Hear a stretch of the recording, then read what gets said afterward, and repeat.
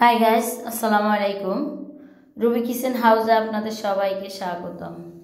আবারও নতুন একটা রেসিপি নিয়ে হাজির হলাম। আজকে আপনাদেরকে যে রেসিপিটা আমি করে দেখাবো সেটি হলো আইসক্রিম দিয়ে সাবুদানার একটা ডেজার্ট। আসলে এখন প্রচণ্ড গরম পড়ে, এর মধ্যে যদি একটু ঠান্ডা কোনো কিছু ঈদ স্পেশাল হয় তাহলে খেতেও ভালো লাগে। আর আপনার বাসায় যে মেহমানরা আসবে তারাও অনেক খুশি হবে, কারণ কোরবানি ঈদ, এদিকে আবার গরম পড়তেছে প্রচণ্ড। এই দুইয়ের মধ্যে যদি ঠান্ডা কিছু হয় তাহলে তার কথাই নেই। প্রথমে আমি এর মধ্যে দিয়ে দিব দুধ।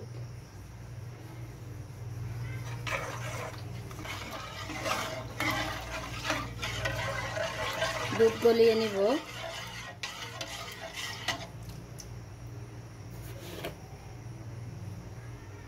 এক চামচ চিনি। চিনি যার যার পছন্দ অনুযায়ী দিবেন, কেউ কম খায় কেউ বেশি খায়, এ অবস্থায় বাড়িয়ে কমিয়ে দিবেন। স্বাদ অনুযায়ী লবণ। এক চামচ, এই চামচের এক চামচ সাবুদানা আমি ধুয়ে রেখেছি, এখন এগুলি দিয়ে দিব। এখন আমি এগুলি নাড়তে থাকবো সাবুদানাগুলি। আপনি চাইলে সাবুদানাটা আগে সিদ্ধ করে পানি ফেলে দিয়ে তারপর রান্না করতে পারেন, কিন্তু আমি এটা দুধের সাথে একসাথে রান্না করে নিব, কাজও কম হবে।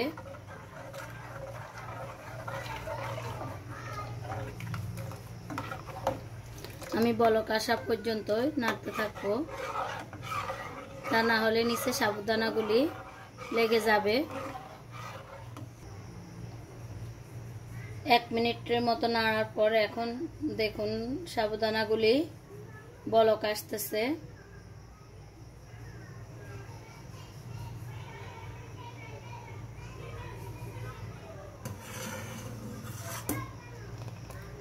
দেখুন এটা ঘন হয়ে আসছে।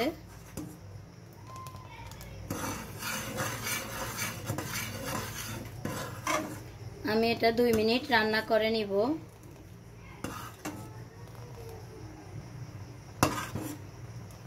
যদি আপনি পানি না সেকে ফেলে দেন তাহলে কিন্তু সাবুদানাটা একটু পাতলা রেখে নামাতে হবে, কারণ এটি বসে যাবে। দেখুন সাবুদানাটা সিদ্ধ হয়ে গেছে। এখন আমি চুলাটা বন্ধ করে দিব, দিয়ে আমি এটা ঠান্ডা হতে দিব।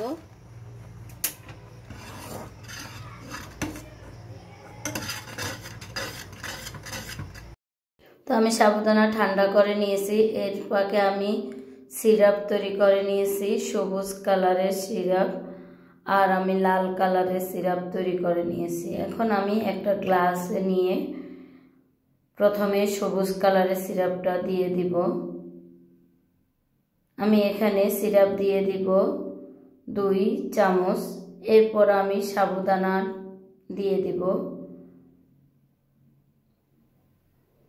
এরপর আমি দিয়ে দিব আইসক্রিম। আপনি চাইলে নিচে 1 লেয়ার আইসক্রিম দিতে পারেন।